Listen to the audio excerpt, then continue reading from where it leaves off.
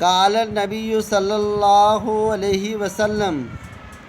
احب الاعمال الی اللہ ادومها وان قل۔ خاتم الانبیاء، حبیب کبریا، تاج ازکیاء، محمد مصطفیٰ احمد مجتبیٰ صلی اللہ علیہ وسلم نے ارشاد فرمایا احب الاعمال الی اللہ ادومها وان قل۔ فرمایا اللہ کے نزدیک محبوب ترین عمل وہ ہے جو ہمیشگی کے طریقے پر ہو، اگرچہ وہ تھوڑا ہو۔ ہاں میرے دوستو، اگر کوئی شخص ایک دن میں 2 3 4 5 6 7 8 10 پارے پڑھتا ہے،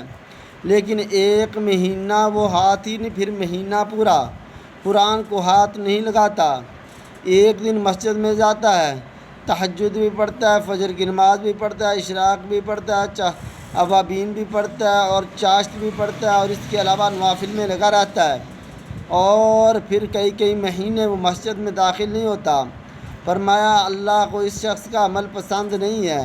اللہ کے ہاں اس شخص کا عمل محبوب نہیں ہے، بلکہ اللہ کے ہاں محبوب کیا ہے کہ جو شخص فرائض کو ادا کرنے کے بعد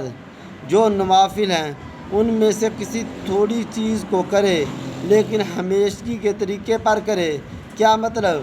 فرائض اور واجبات اور سنت موقدہ کو ادا کرنے کے بعد